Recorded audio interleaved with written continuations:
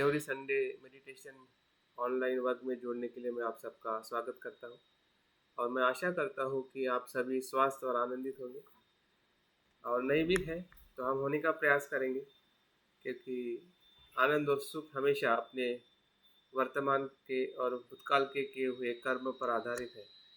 अगर हमारे कर्म कुशल है तो निश्चित ही हम सुखी और आनंदित है या होने की पूरी संभावना है। अगर हमारे कर्म अगर अकुशल है तो हमें दुख से कोई बचा नहीं सकता है और हम ही अपने आप को बचा सकते हैं। अगर हमें ऐसा एहसास हो जाए कि मेरा दुख मेरे ही कारण उत्पन्न हुआ है या मेरे ही मन के अकुशल भाव से किए हुए जो मेरे कर्म है वही दुख का कारण है, तो हम अपनी जिम्मेदारी लेकर हम अपने कर्मों को कभी भी बदल सकते हैं। इस क्षण में भी हम अपने कर्मों को बदल सकते हैं और हम सुख के मार्ग पर आरूढ़ हो सकते हैं या उसका हम आनंद ले सकते हैं। तो इस प्रकार से ध्यान बौद्ध धर्म में एक विशेष प्रकार का मार्ग है। जब हम शील के मार्ग पर चलते हैं तो उसका भी हमें शरीर और काया और वाणी को सुख मिलता है, लेकिन जब हम ध्यान के मार्ग पर चलते हैं तो उससे भी गहरा सुख जो है, जिसे हम मन का और आंतरिक सुख कहते हैं, उसका आनंद और उसका परम सुख हमें मिलता है। तो हम गहरे आनंद की तरफ जाने का मार्ग हम ढूंढ रहे हैं या ढूंढ चुके हैं। बुद्ध के शिक्षा के माध्यम से या बुद्ध वचनों से उनका सहारा लेकर हम भी उस ध्यान का स्वयं अनुभव कर रहे हैं। काफ़ी लंबे समय से जो हम इस संघ के साथ जुड़े हैं या इस बुद्ध की शिक्षा के साथ में लंबे समय से हम जुड़े हैं, तो निश्चित ही हम भी वैसा ही प्रयास कर रहे हैं जैसा बुद्ध ने अपने जीवन में सत्य को ढूंढने के लिए, सत्य को जानने के लिए उन्होंने ध्यान साधना का आधार लेकर उन्होंने सत्य की खोज की। तो हम भी अपने भीतर सत्य की खोज कर रहे हैं कि दुख क्या है या जीवन क्या है, अस्तित्व क्या है। और अस्तित्व को, जीवन को ढूंढते ढूंढते हमें उसका अनुभव भी हो रहा है कि जीवन सुख भी है, दुख भी है, कुशल भी है, अकुशल भी है, शुद्ध भी है और अशुद्ध भी है। और उस शुद्ध और अशुद्ध और सुख और दुख का जो कारण जो है वो हमारे मन में छुपा हुआ जो अज्ञान है या हमारे भीतर की जो अनेक प्रकार की जो तृष्णाएं, इच्छाएं है, वही उसका कारण है। तो हमें अपने अस्तित्व से भागना नहीं है और डरना भी नहीं है, ये खास ध्यान रखिए। अगर हम बोध हैं तो हम कितने भी दुखी हैं, कितने भी परेशान हैं, कितने भी बुरे हैं, तो उस बुराई, उस दुख का कारण बुद्ध ने जो दिखाया है और हमें भी वो देखने का हम थोड़ा सा भी अगर प्रयास कर रहे हैं तो हमें उससे ना भागना है ना डरना है। और भाग के डर के हम किसी भी जगह पे सुखी और आनंदित नहीं हो सकते। उस कारण से हमें लड़ना पड़ेगा, देखना पड़ेगा कि वो है क्या, उसका स्वभाव क्या है, उसका धर्म क्या है। और जैसे जैसे उसको हम समीप जाकर गहराई में ध्यान से उसके मूल अस्तित्व को जैसे जैसे हम देखेंगे या देख रहे हैं, वैसे वैसे हमें पता चल रहा है ये जो सुख है, दुख है या अस्तित्व है और उसका कारण है, वो दिखने में हमें भयभीत करता है, नित्य लगता है। लेकिन जैसे जैसे उसके समीप जाते हैं, ध्यान से देखते हैं, गहराई से देखते हैं, तो वो हमें बदलते हुए दिखाई देता है। फिर वो हमारी तृष्णा हो, अज्ञान हो, दुख हो या सुख हो, सभी धर्म, सभी संस्कार अनित्य दिखने लगते हैं। तो यही ध्यान की सबसे बड़ी अ, अनुभूति है। अगर हमें हो रही है, कभी होती है कभी नहीं होती है, तो दोनों जगह पे हमें देखना है कि हमें कहाँ पे हो रही है और कहाँ पर नहीं हो रही है। तो हमें ही अपना अवलोकन करना है, हमें ही हमारा खुद का मार्गदाता बनना है। बुद्ध तो हमारे है ही मार्गदाता, लेकिन हमें स्वयं भी अपना मार्गदाता बनना है। हमारे दृष्टि से ही हमें आगे बढ़ना है। तो ये दृष्टि ही ध्यान की दृष्टि है, जो हमें लंबे समय से हम इस प्रयास को हम निरंतर करते जा रहे हैं। फिर उसमें आनापानसति हो, मैत्री भावना हो, या ऐसे अनेक प्रकार के ध्यानों से हम अपने चित्त के गहराई में जाने का हम प्रयास कर रहे हैं। और चित्त की गहराई में जाना ही बौद्ध आचरण है। समुंदर के या चित्त के किनारे पे रहना बौद्ध धर्म का सही उद्देश्य नहीं है। इसलिए हमें बार बार अपने मन के भीतर गहराई में जाने का हमें निरंतर प्रयास करना जरूरी है। अगर हम किनारे पे खड़े रहेंगे तो हम बोध होने का जो सच्चा सुख, आनंद हम नहीं ले पाएंगे। और ध्यान ही है हमें गहराई में ले जाने के लिए मदद करता है। ध्यान का दूसरा नाम ही है चित्त के गहराई में जाना, या चित्त के या मन के भीतरी अस्तित्व को समझना कि मन क्या है, मन की वेदनाएं क्या है, मन का स्पर्श क्या है, मन के भीतर जो विचार है, कल्पना है, धर्म है, शुद्ध है, अशुद्ध है, और कैसे वो दुख को निर्माण करते हैं। जब द्वेष आता है, जब मैत्री आती है, कैसे हमें सुख और आनंद देती है। तो यही जो भीतर बुद्ध का जो सच्चा स्वरूप है वो मन के भीतर है। बुद्ध होने की क्षमता मन के भीतर है, और उस क्षमता को पहचानना और उस पर विश्वास रखना वही बुद्धं शरणं गच्छामि है। अगर हम अपनी मन की उस बुद्धत्व की क्षमता तक उसको नहीं देख पा रहे हैं, उस बीज को नहीं समझ पा रहे हैं, और हम ऊपरी तौर पे ही जो प्रयास कर रहे हैं, तो हम हमेशा मन के किनारे पे ही खड़े रहेंगे। तो मन के किनारे पे हमें खड़े नहीं रहना है, तो मन के भीतर जाना है, और इसलिए हमें ध्यान की ज़रूरत है। तो ऐसे अनेक प्रकार के ध्यान हमें मन के भीतर ले जाने के लिए प्रयास करते हैं। आपने अगर ध्यान के जो विषय का थोड़ा अभ्यास किया होगा कि ये विषय बुद्ध ने हमें अलग अलग क्यों दिए हैं और उसका उद्देश्य क्या है, और उस विषय का स्वयं का धर्म क्या है। जब मैं उसको देखता हूँ, जो मुझे समझ में आया है कि जैसे हमें संसारिक जो विषय हमारे मन में उत्पन्न होते हैं, फिर रूप का हो या किसी स्वाद का हो, या संसार में जो भी विषय हमारे जीवन में दुख निर्माण करते हैं, लोभ निर्माण करते हैं, क्योंकि उस विषय का वो धर्म ही होता है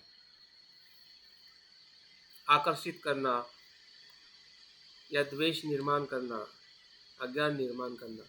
लेकिन बुद्ध ने जिस विषय के बारे में हमें बताया है, जैसे कि श्वास को आप देखिए, तो श्वास एक ऐसा विषय है कि ना उससे आप द्वेष कर सकते हैं, ना लोभ कर सकते हैं। जब उस विषय से ही, विषय का ही ऐसा धर्म है कि उसको आप ना लोभ कर सकते हैं, ना द्वेष कर सकते हैं, तो उसको देखते देखते ही हमारा मन द्वेष और लोभ से मुक्त हो जाएगा। जो विषय आप धारण करोगे वैसे ही हम हो जाते हैं। अगर हम संसारिक विषय धारण करेंगे तो हम संसारिक हो जाते हैं,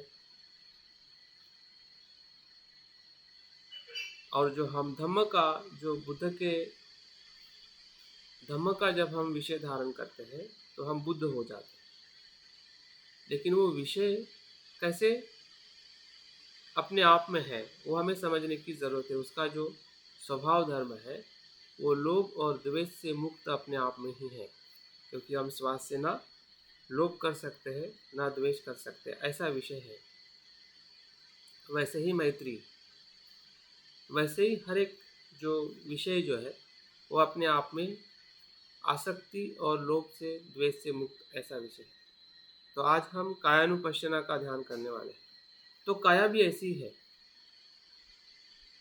लेकिन अज्ञान के कारण या उसको सही दृष्टि से नहीं देखने के कारण हम शरीर के प्रति आसक्त होते हैं, और वही दुख का कारण है।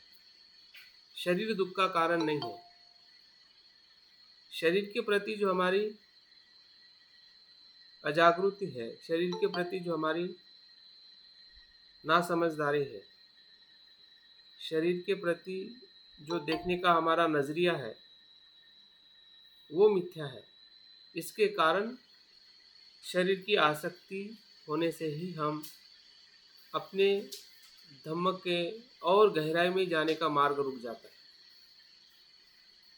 क्योंकि जब तक शरीर की आसक्ति है तब तक हम मन के गहरे धर्म में प्रवेश नहीं कर सकते, क्योंकि शरीर और मन का बहुत गहरा रिश्ता है। आप चाहकर भी शरीर की आसक्ति को हम नहीं छोड़ सकते हैं अगर उसको हम सही अर्थ में सजगता से या जागृति से नहीं देखते हैं। और जब तक शरीर के प्रति जो आसक्ति अगर नहीं छूटती है तो मन के भीतर जो ध्यान की अवस्थाएं जो है, उस ध्यान की अवस्था में भी हमारा प्रवेश संभव नहीं होता है। और हमें पता है कि जब हम ध्यान करते हैं तो सबसे पहला न्यूरन जो आता है वो कामचंद है। कामचंद का दूसरा नाम ही शरीर और इंद्रियों की आसक्ति है। और जब कामचंद ही शांत नहीं होगा तो किसी का भी मन ध्यान के पहली अवस्था में प्रवेश नहीं कर सकता है। तो हमें ध्यान का जो विज्ञान है, ध्यान का जो साइंस है वो हमें समझ में रखना है या समझने का प्रयास करना है। जैसे हमें गणित समझ में आता है और साइंस भी थोड़ा हमें समझ में आता है। 2+2 4 होता है, 2 - 2 0 होता है।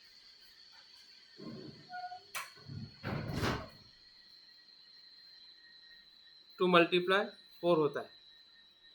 तो ये जो मैथ्स जो है और साइंस का जो नियम जो है कि कोई भी वस्तु अगर हम ऊपर फेंकते हैं तो नीचे आती है, क्योंकि वो गुरुत्वाकर्षण जो नियम जो है वो उस पर कार्य करता है। तो वैसे ही मन और ध्यान का विज्ञान है। अगर हम ध्यान कर रहे हैं और ध्यान के भीतर हम प्रवेश नहीं कर रहे हैं, इसका मतलब कुछ तो भी हमसे छूट रहा है कि हमें क्या समझना है और क्या करना है, और किस जगह पे हमें कार्य करके ध्यान के भीतर जाने का जो अनुभव है, जो हमें बुद्धत्व की तरफ ले जा सकता है। ध्यान का मार्ग ही बुद्धत्व का मार्ग है, दूसरा कोई मार्ग नहीं है। हमें मन के भीतर में तैरते हुए ही आगे जाना पड़ेगा। मन ही समंदर है जिसे हम भवसागर कहते हैं। भवसागर बाहर नहीं है, हमारे चित्त में है, मन में है। लोभ में है, द्वेष में है, भय, चिंता, जो भी न्यूरन है उसी में ही हमारा संसार है, वही संसार है। और उसी संसार के सागर को हमें पार करना है। तो उस चित्त में जो हमारा भवसागर है वो सबसे ज़्यादा शरीर के साथ जुड़ा हुआ है, क्योंकि शरीर के माध्यम से ही हम मन का अनुभव, प्राथमिक मन हमारा शरीर के माध्यम से ही बनता है। जैसे कि आप मुझे देख रहे हैं और सुन रहे हैं और जो आपको शरीर को स्पर्श हो रहा है, वो शरीर के कारण ही है। और इसी प्रकार से सांसारिक जो विषयों का हमें अभी तक स्पर्श हो चुका है, बचपन से लेकर अभी तक, उसी स्पर्श के कारण हमारी जो शरीर के प्रति जो वेदनाएं निर्माण हुई, और उस वेदनाओं से जो हम प्रतिक्रिया देके जो तृष्णाएं निर्माण हुई, फिर वो काम तृष्णा हो, भव तृष्णा हो या विभव तृष्णा हो, हाँ, इस तृष्णा का निर्माण होने का जो मूल स्रोत जो है वो हमारी काया है। और इसलिए काया की आसक्ति और काया की आसक्ति से विमुक्ति, ये दोनों चीज हमें समझ में लेना और आना जरूरी है कि काया की आसक्ति ही दुख है और काया की अनासक्ति ही सुख है। जैसे हमने सांस को लोभ और द्वेष से रहित देखते हुए हम ध्यान में प्रवेश करते हैं, वैसे ही काया है, क्योंकि काया का भी अपना ऐसा कोई धर्म नहीं है जिसके प्रति आप आसक्त हो सकते हैं और द्वेष कर सकते हैं। बुद्ध ने एक शब्द में काया को श्वास कहा है, श्वास ही काया है और काया ही श्वास है। श्वास क्या है? काया है, और काया क्या है? श्वास है। तो जिस प्रकार से श्वास लोभ और द्वेष से मुक्त है, वैसे ही शरीर भी अपने आप में और द्वेष और लोभ से मुक्त है, लेकिन हमारी नासमझी के कारण, अजागृति के कारण, या उसका सही तरीके से परीक्षण नहीं करने के कारण, विश्लेषण नहीं करने के कारण, मिथ्या दृष्टि के कारण, वो शरीर के हमारे लिए आसक्ति हो गया है, और उसी आसक्ति के कारण हम अपने मन को या मन के भीतर जाने का जो मार्ग है, वो हम पूर्ण नहीं कर पा रहे। मन के भीतर का मार्ग पूर्ण करने का अर्थ है ध्यान की अवस्था को प्राप्त करना, ध्यान के सुख के अनुभव को जानना कि ध्यान का सुख क्या है। जैसे हमने बाहर के संसार के विषयों का हम सुख जानते हैं, फिर वो रूप का सुख हो, स्वाद का सुख हो, या सुनने का शब्दों का सुख हो, लेकिन मन के भीतर जो ध्यान का सुख है वो इसलिए नहीं जान पा रहे हैं क्योंकि शरीर की जो हमारी आसक्ति है उसको हम समझ नहीं पा रहे कि वो किस प्रकार से हमें रोकती है और किस प्रकार से उससे मुझे मुक्त होना है। तो काया की स्मृति हमें दोनों प्रकार से हमें समझनी है। एक तो हमारी आसक्ति को भी समझना है, इसलिए मैंने शुरुआत में ही कहा है कि हमारे आसक्ति और बुराई से हमें भागना नहीं है, ना डरना है। भले हम कितने भी आसक्त हैं, हम कितने भी बुरे हैं, अगर हमें ऐसा लगता है तब भी हमें भागना नहीं है और डरना नहीं है, क्योंकि हमारे पास में जागृति है। अगर हमारे पास में जागृति है, सजगता है, तो हमें डरने की और भागने की ज़रूरत नहीं है, बल्कि उसको देखने की ज़रूरत है। साहस और विश्वास के साथ उसके साथ में बने रहने की ज़रूरत है कि मैं जागृति से उससे देख रहा हूँ कि वो क्या है और कैसे कार्य करती है। तो शरीर की जैसे जैसे हम जागृति बढ़ाते हैं, वैसे वैसे शरीर के प्रति हमें अनासक्ति का अनुभव होने लगता है, क्योंकि हम शरीर को एक शुभ के रूप में देखते हैं, एक पवित्र के रूप में देखते हैं, एक सुख के साधन के रूप में देखते हैं, जबकि ये शरीर जो है ना शुभ है, ना पवित्र है, ना वो संपूर्ण सुख देने वाला है। उसको जब हम दूसरे पहलू में देखते हैं तब उसको हमें समझ में आता है। हम उसका एक पहलू देखते हैं तो हमें लगता है कि नहीं, शरीर से ही हमें सुख का आनंद और शरीर से ही सुख का शरीर के प्रति ही हमारी जो आसक्ति जो है बनी रहती है। क्योंकि हम उसको एक ही हिस्से को देखते हैं कि ये मेरा शरीर है। लेकिन जैसा हम उसका दूसरा पहलू देखते हैं, तो शरीर का दूसरा पहलू क्या है, जिसे हम पवित्र और शुद्ध कहते हैं। तो जैसे जैसे आप शरीर को हम देखते हैं, तो शरीर में बहुत सारी गंदगी है, अशुद्धता है। जैसे जैसे हम शरीर को देखते हैं कि शरीर मेरा ऐसा ही है, ऐसा ही रहेगा, लेकिन ऐसा नहीं होता है। हम जवान थे, अभी बूढ़े हो रहे हैं और मरने की तरफ मृत्यु उसका निर्धारित धर्म है। तो वो अनित्य है, वो मृत्यु धर्मी है, वो उसकी वास्तविकता है। और जब उसकी वास्तविकता के साथ हम जागरूक होते हैं, तो शरीर के प्रति अपने आप ही आसक्ति छूटने लगती है। और आसक्ति का छूटना ही ध्यान का अनुभव है।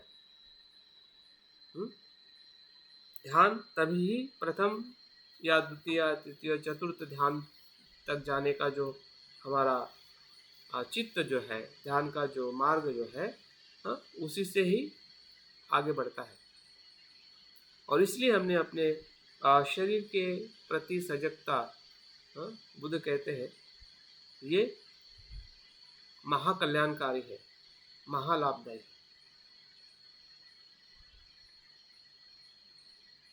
काया की स्मृति महालाभदायी, क्योंकि वो हमें अपने शरीर की जो सत्यता है, वास्तविकता है,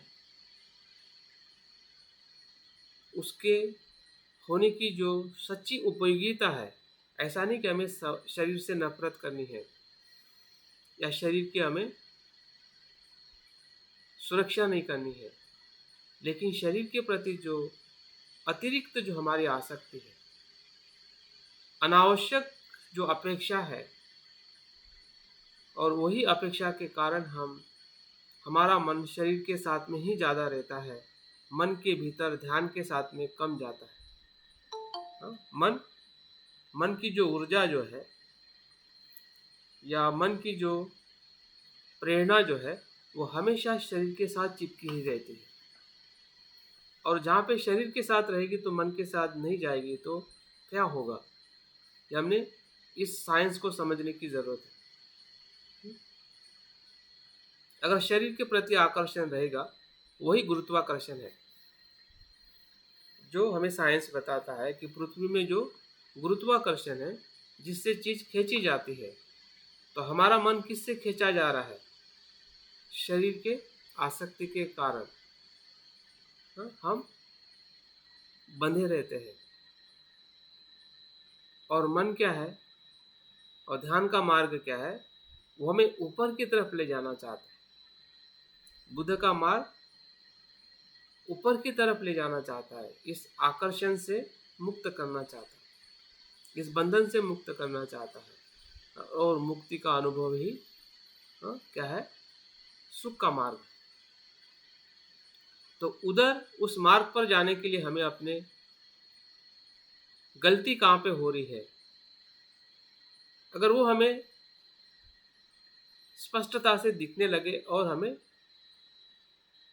समझ में आए और उसका हम स्वीकार करें, तो समझ जाइए मार्ग बहुत सरल है। अगर आप नहीं देख पाए, आप देखना नहीं चाहो, अगर उसको आप स्वीकार नहीं करते हैं, तो मन के भीतर जाने का मार्ग बहुत कठिन है, संभव ही नहीं है। 2+2 ही होता है, 1+1 2 होता है, 2+2 4 होता है। जो मैथमेटिक्स है, जो साइंस है, वैसे ही ये ध्यान का साइंस है। अगर ये होगा तो वो होगा, अगर ये नहीं होगा तो वो नहीं होगा। अगर आसक्ति है तो मुक्ति नहीं है। आप कितना भी मुक्ति के लिए प्रयास करिए, मुक्ति संभव नहीं है। अगर अनासक्ति है तो मुक्ति निश्चित संभव है। विमुक्ति का सुख हमें, ध्यान का सुख जरूर हमें ले सकते हैं, मिल सकता है, अगर हम शरीर की अनासक्ति को समझ सके कि शरीर आसक्ति का विषय नहीं है। भले हमारे पास शरीर है, लेकिन शरीर की आसक्ति ये हमारी मिथ्या धारणा है। हाँ? हम एक ही पहलू को देख के अपने शरीर के प्रति हमने जो दृष्टि बनाई है कि ये शरीर सुंदर है, शुभ है, नित्य है, मेरा है। हाँ? तो इस धारणा से ही हमें बाहर आना है, और वो धारणा जैसे ही टूट जाती है, हाँ, वही चित्त जो है वो हमें ध्यान के भीतर ले जाता है। तो उसको हमने 4 प्रकार से हम करने वाले हैं कायानुपश्यना का ध्यान। पहले चरण में हम देखेंगे कि जो हमारी जागृति जो है, हम कैसे बैठते हैं, चलते हैं, सोते हैं, तलवे से लेके मस्तिष्क तक जो हमारे शरीर के बाह्य जो अंग है उसके प्रति हमें सजग होना है। जब मैं कहता हूँ या हमें जो बुद्ध बताते हैं कि आसक्ति ही दुख है और अनासक्ति सुख है, इसका हमने स्वयं परीक्षण करना है, सिर्फ मान लेना नहीं है कि हाँ उन्होंने कहा है तो ऐसा ही होगा। हाँ, तो ध्यान का जो सराव जो है वो हम स्वयं अपना परीक्षण करते हैं कि सही में ऐसा है क्या। और जब हमें लगता है कि ऐसा ही है, हाँ, शरीर शुभ दिखता है लेकिन शुभ नहीं है, नित्य लगता है लेकिन नित्य नहीं है, मेरा लगता है लेकिन वो मेरा नहीं है, मैं नहीं है, तो इस विश्लेषण से या इस परीक्षण से जो हमें अनुभव होगा वही ध्यान के भीतर ले जाने के लिए हमें मदद करेगा। अगर हम अनुभव नहीं लेंगे, ऐसे ही मान लेंगे कि हाँ बुद्ध ने कहा है तो ऐसा ही होगा, तो हमें ज़्यादा भीतर वो अनुभव लेके नहीं जाएगा, क्योंकि हमारा मन तो वो उसी प्रकार से देखेगा जिस प्रकार से वो देखना चाहता है। तो हमारे दृष्टि को हमें बदलना है, जो उसकी सत्यता है उसको जैसा है वैसा हमें पहचानना है कि मेरा शरीर दिखने में भले ऐसा दिख रहा है, लेकिन जब मैं उसको और गहराई में देखता हूँ, समझदारी से देखता हूँ, विवेक से देखता हूँ, जागृति से देखता हूँ, तो शरीर मुझे वैसा नहीं दिखाई देता है जैसा मैं सामान्य तौर पे अज्ञान से या उसको मिथ्या दृष्टि से देखता हूँ। तो हमारी मिथ्या दृष्टि भी समझ में आएगी और हमें सम्यक दृष्टि भी समझ में आएगी, और उससे हमारा ध्यान और गहराई में जाने के लिए हमें मदद करेगा। तो इस प्रकार से हम पहले चरण में अपने जो बाह्य जो हमारे अंग है, उसका हम अवलोकन करेंगे। सही में शरीर क्या है, आप कैसे उसको देखते हैं, कैसे महसूस करते हैं, उसकी जो जागृति जो है, हम अपने बैठने, चलने, सोने में जो हम शरीर के अलग अलग जो अवस्थाएं होती है और जो उसके बाह्य अंग है, उसको देखने से हमें शरीर का एक अनुभव होगा कि शरीर को मैं किस प्रकार से देख रहा हूँ और किस प्रकार से मुझे सजगता से उसका अनुभव करना है। दूसरे चरण में बुद्ध कहते हैं कि हमारे शरीर की जो भीतर के अंग है उसका भी हमने अवलोकन करना चाहिए।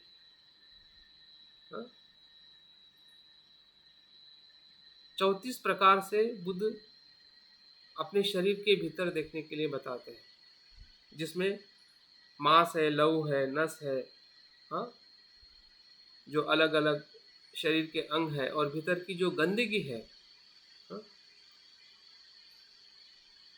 उस सभी अंगों को देखना और उस अंगों के भीतर महसूस करना कि सही में ये क्या मैं इसको मेरा कहता हूँ, या ये सही में पवित्र है, शुद्ध है या अशुद्ध है, शुभ है या अशुभ है।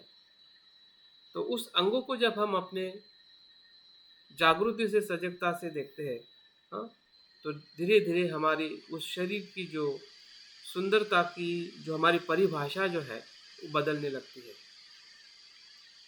और उस बदलाव को जैसे जैसे हम महसूस करेंगे, हाँ, कि हमारे भीतर जो रूप पृथ्वी, आप, तेज, वायु से जो ये शरीर बना हुआ है, हाँ, 4 धातु से जो शरीर बना है, वो कैसे महसूस कर रहे हैं, भीतरी उसका स्वरूप क्या है। बाह्य स्वरूप भले कितना भी सुंदर दिखने वाला हो, लेकिन भीतरी स्वरूप कैसा है, बाह्य स्वरूप तो सिर्फ 2% 5% है, जो शरीर को हम शरीर कहते हैं, लेकिन भीतरी जो स्वरूप जो है 95% वो कैसे है, कैसे उसको हम सुंदर कहते हैं या कहना उचित है, या उसके शरीर के प्रति इस प्रकार से लगाव और आसक्ति की हमारी क्या ज़रूरत है, या हमारी इच्छा है या तृष्णा है। ज़रूरत और तृष्णा को हमें समझने की ज़रूरत है। जैसे जैसे हम शरीर के दूसरे स्वरूप में हम भीतर में देखेंगे, तो निश्चित ही हमारे शरीर की जो मिथ्या धारणा है टूटने लगेगी। हम अनासक्त होकर शरीर को देखने का हमारा प्रयास आगे बढ़ते जाएगा। तीसरा जो चरण जो है, बुद्ध और आगे शरीर को देखने के लिए बताते हैं कि मृत्यु के बाद हमारा शरीर का क्या क्या गति होती है।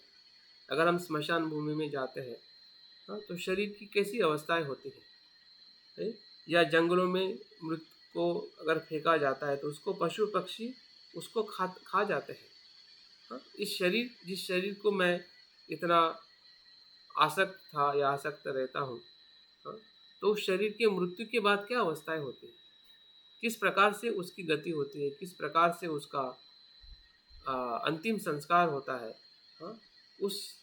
उस अवस्था को भी बुद्ध बताना चाहते हैं कि आप अगर वैसा देखते अपने शरीर को कि मेरा इस शरीर का क्या होने वाला है, वो देखने से भी हमारी जो शरीर के प्रति जो आसक्ति जो है वो अनासक्ति में परिवर्तित हो सकती है,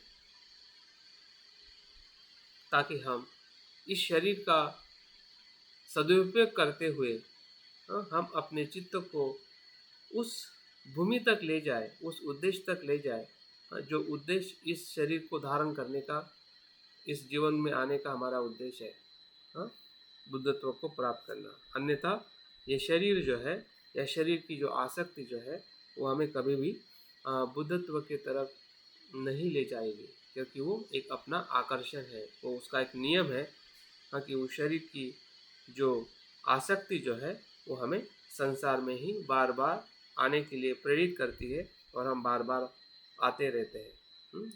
लेकिन उसको अगर हम जागृति से देखते हैं, सजगता से देखते हैं, तो हमें उसके भीतर जो सच्चा स्वरूप है वो हमारे दृष्टि में या मन में उसका सच्चा विवेक है या प्रज्ञा जागृत होते हुए वो आसक्ति कम हो जाती है या छूट जाती है। और चौथे चरण में जैसे हम शरीर के प्रति आसक्ति कम हो जाती है, मतलब हमारा चित्त जो है सभी काम वासनाओं से विरत होने लगता है, शुद्ध होने लगता है, शांत होने लगता है, और हम धीरे धीरे काया की एकरूपता के साथ ध्यान के प्रथम चरण में जो प्रीति और सुख का अनुभव होने लगता है। इसी शरीर में, मतलब शरीर छूट नहीं जाता है, शरीर वहीं पे होता है, लेकिन शरीर के भीतर शरीर की जागृति के कारण और शरीर के भीतर आसक्ति के कारण, शरीर के भीतर आसक्ति के कारण हम दुख में रहते हैं, संसार में आसक्त हो जाते हैं, लेकिन उसी शरीर के प्रति जागृति के कारण सभी विषयों से हम विरत हो जाते हैं। और विरत होने से ही हम ध्यान के प्रथम चरण में, जिस चरण में हमारी जो काया के भीतर जो सच्चा सुख है वो उत्पन्न होने लगता है। अभी तक इस काया में दुख और आसक्ति निर्माण हुई है, क्योंकि उसको हमने उसी प्रकार से ट्रीट किया है, उसी प्रकार से उसको देखा है, या उसी दृष्टिकोण से हमने देखा है। यहाँ पे हमारा दृष्टिकोण बदल जाता है, दृष्टि बदल जाती है, जागृति आ जाती है। तो इसी काया में जो काया का सुख हमें सांसारिक सुख देता था, वही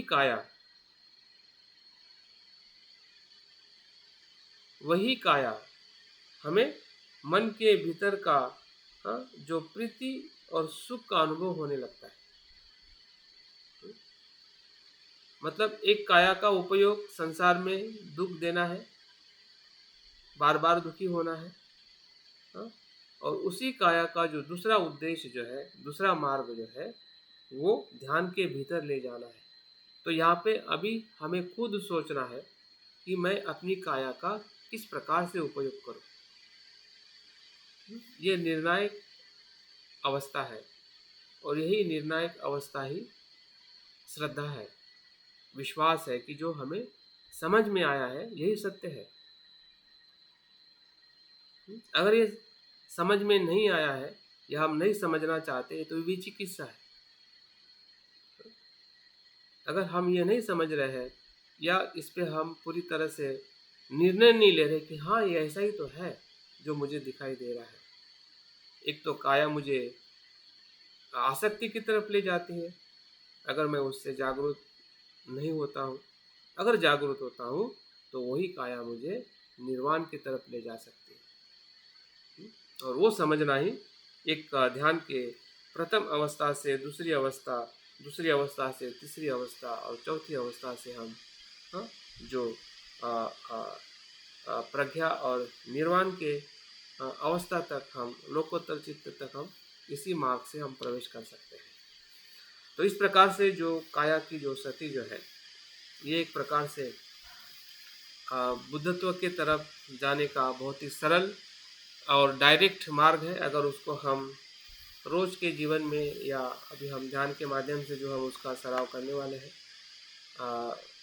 तो मैं उम्मीद करता हूँ जो जानकारी मैंने दी है हमारे ध्यान के लिए उसका निश्चित उपयोग होने वाला है।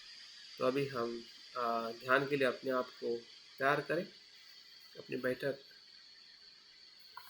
शरीर को थोड़ा मसाज एक्सरसाइज करते हुए, ताकि आप आराम से ध्यान में बैठ सके। बैठक भी एक काया की स्मृति है, जो हमारी शरीर की जो अवस्था है, बैठने की, चलने की, खड़े रहने की, सोने की, ये सभी अवस्थाओं से हम गुजरते हैं और उसकी सजगता ही काया की स्मृति है कि हमने बैठते हुए भी सजग रहना है, चलते हुए भी सजग रहना है, खड़े होते हुए भी सजग रहना है और सजगता के साथ शरीर को देखना, अवलोकन करना ही काया की स्मृति है। जो हम शरीर को अपनी आँखों से अपने देख पा रहे हैं, ये बाह्य अंग है जो हमें दिखाई देते हैं, हाथ से पैर से लेके सर तक। उसको भी एक बार अच्छी तरह से आप देख लीजिए, क्योंकि इसी शरीर के अंगों को देखते हुए हमारी जागृति हमें धीरे धीरे विकसित करनी है।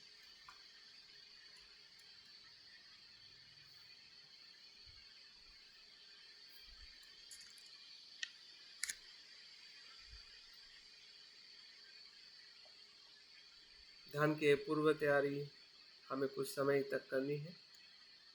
धीरे धीरे आंखें बंद करिए और देखिए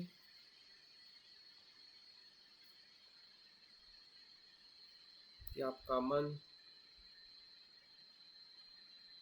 आपके विचार जैसे भी है,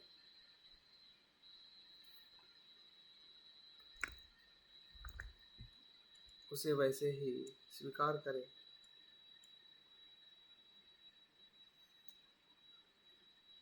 और इन विचारों में ध्यान का विचार वही सच्चा विचार है, उस पर विश्वास रखें। ध्यान का छंद वर्तमान का विचार है, जो हम करने जा रहे हैं उसी विचार के साथ रहना ही वर्तमान का विचार है। जो हम कर रहे हैं वही मन में विचार आ रहा है, और जो विचार आ रहा है वही हम करने जा रहे हैं।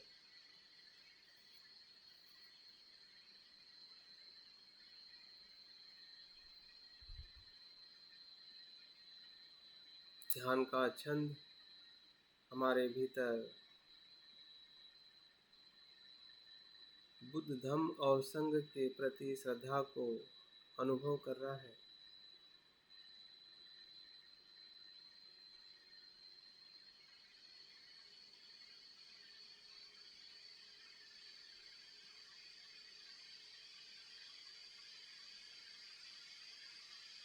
जैसे बुद्ध ने ध्यान किया है वैसे ही मैं भी ध्यान करूं, धम्म के मार्ग पर चलूं, संग के संगति में रहूं।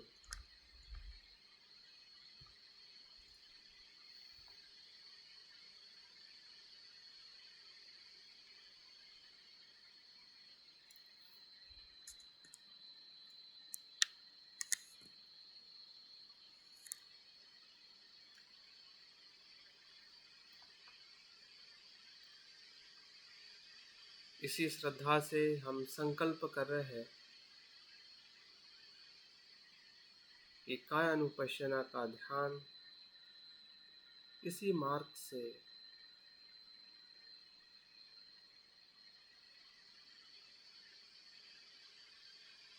जो मार्ग बुद्ध ने बताया है,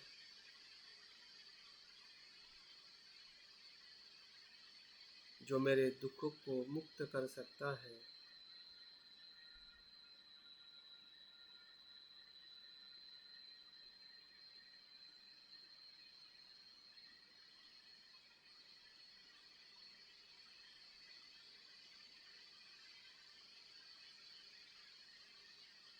इस संकल्प से ध्यान की हम शुरुआत करें।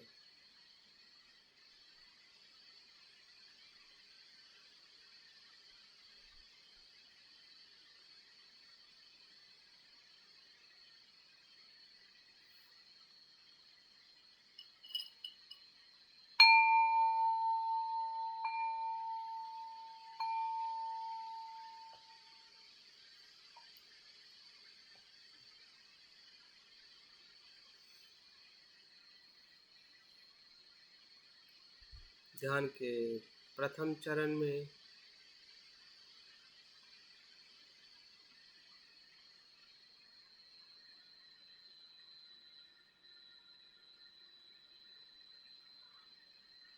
हम जिस कुशन पर बैठे हैं और शरीर की बैठने की अवस्था का अनुभव करें कि शरीर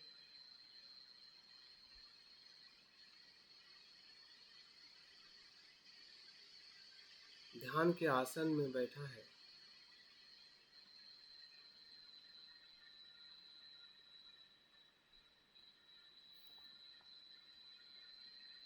बैठने की स्मृति बनाए रखें।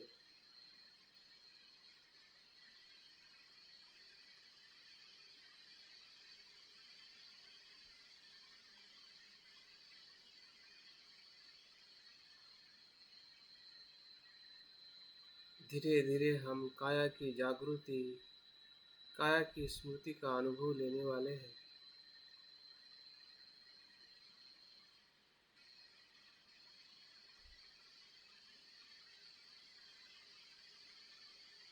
हमारी स्मृति हमारे बैठक से अनुभव करना है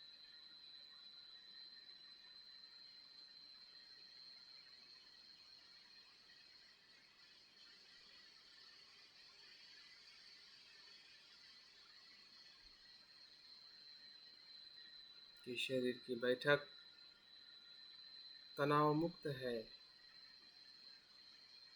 सुखद है। अगर कहीं दर्द भी हो रहा है तो उसे भी महसूस करें कि कुछ दर्द भी है। शरीर की बैठक जैसी है वैसे अनुभव करें। जागरूक बने अपने बैठक के प्रति।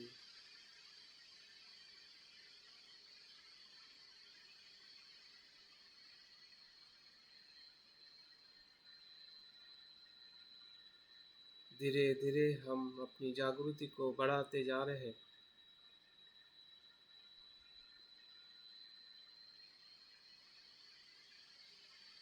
और जागृति हमारे पैर के तलवे से लेकर धीरे धीरे ऊपर की तरफ आना है।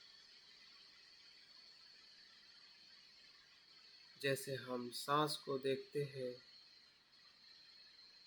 वैसे ही अभी हमें अपने शरीर को देखना है।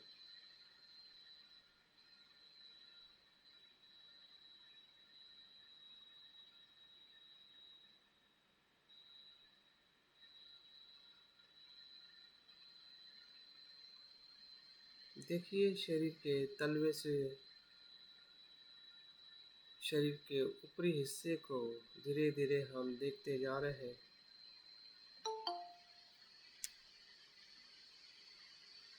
अलग अलग शरीर के अंगों का हमें अनुभव हो रहा है। हमारे पैर की उंगलियां, एड़ी,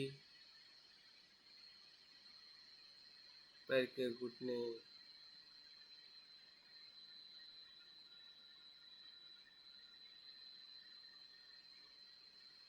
कमर, पीठ,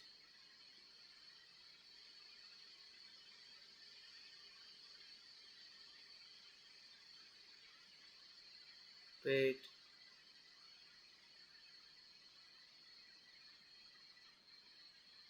चेस्ट,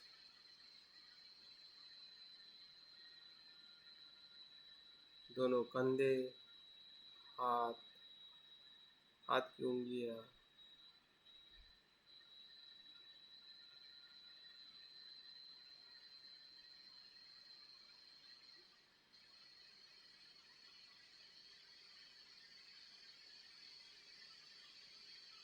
गला, मान और हमारा मस्तिष्क, हमारा सर, आँख, आँखें, नाक, कान,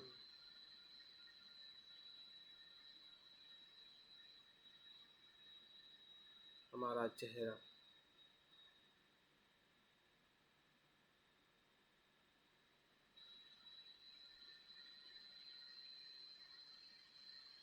जिन जिन अंगों का मैंने अवलोकन नाम लिया है, उसके अलावा भी आप आपके अंगों को महसूस कर सकते हैं।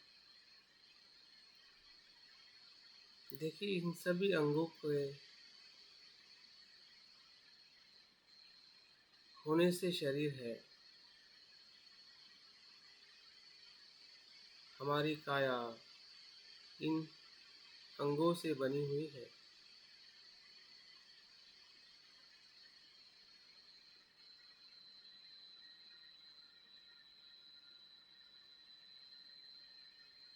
काया का सच्चा दर्शन, सम्यक दर्शन करना ही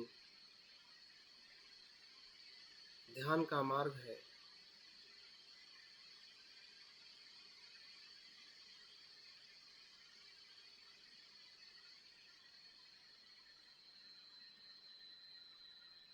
शरीर को जैसा है वैसा देखना, शरीर को शरीर देखना,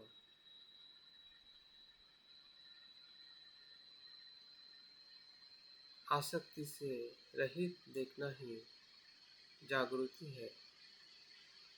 और उसका ही अनुभव हम धीरे धीरे शरीर को देखते हुए हमें होने वाला है।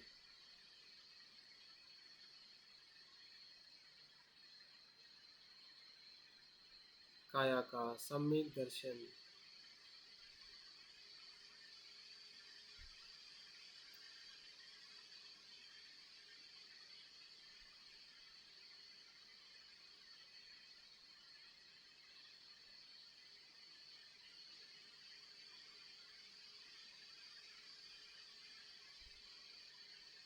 फिर से एक बार देखिए, बार बार देखिए। जैसे हम सांस को देखते हैं,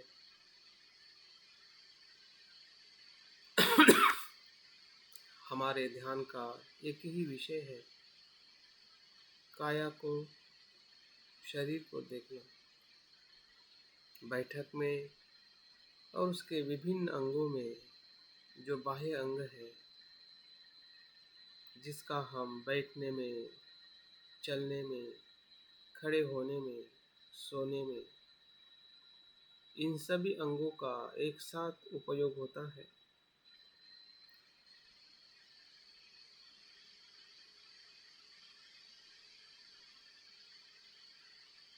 अभी सभी अंग इस ध्यान की अवस्था में, ध्यान के आसन में स्थिर है,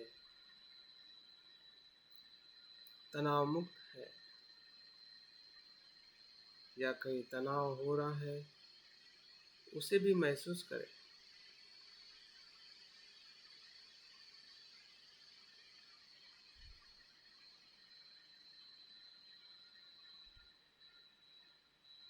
ये सभी मिलके शरीर है, किसी एक अंग से शरीर नहीं है।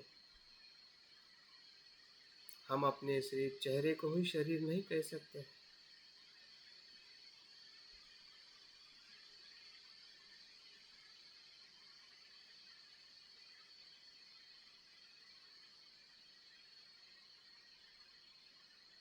सभी अंगों से बना शरीर, जिसे हम काया कहते हैं, और उसकी जागृति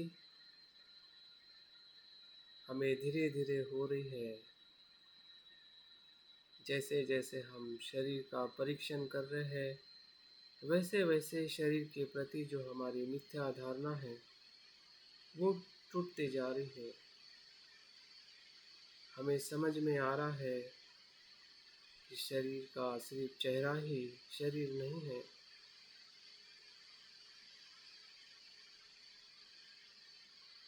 तो इन सभी विभिन्न अंगों से बना शरीर है।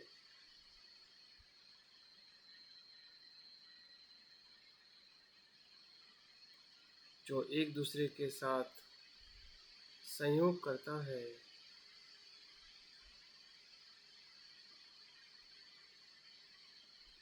एक दूसरे के साथ जुड़ा हुआ है।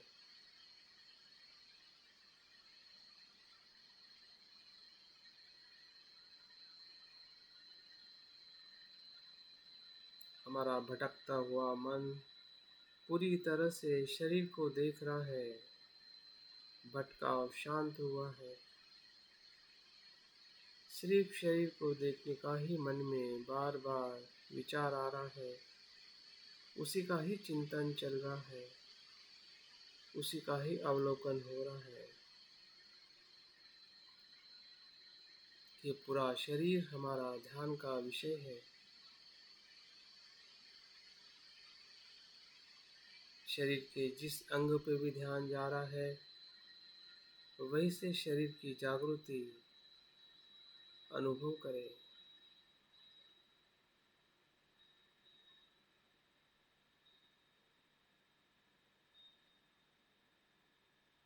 पूरी तरह से शरीर के साथ हमारा मन,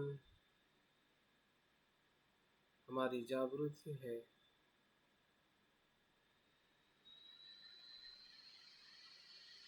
सर से लेके पाँव तक और पाँव से लेके सर तक।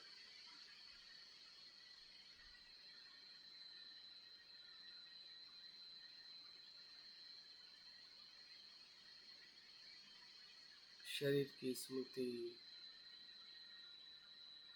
हमें शांत कर रही है।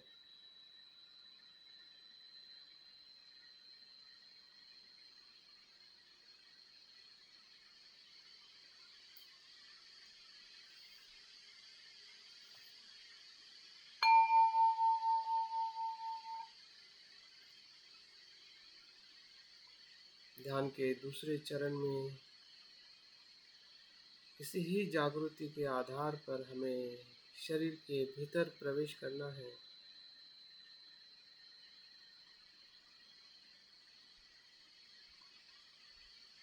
शरीर को हमें 3 हिस्सों में देखना है।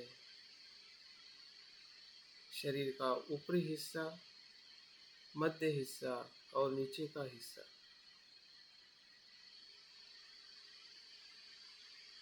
स्मृति, सजगता एक दीपक की तरह है,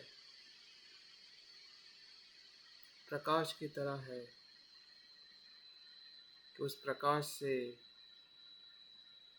हम अपने भीतर देख रहे हैं कि क्या क्या और किस प्रकार से भीतर के अंग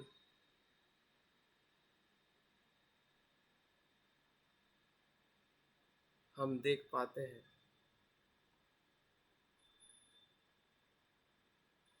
देखिए, शरीर का जो ऊपरी हिस्सा है, गर्दन से लेकर हमारा मस्तिष्क तक, हमें क्या दिखाई देता है। भीतर में जो हमारा मस्तिष्क है, उसको हम देखें,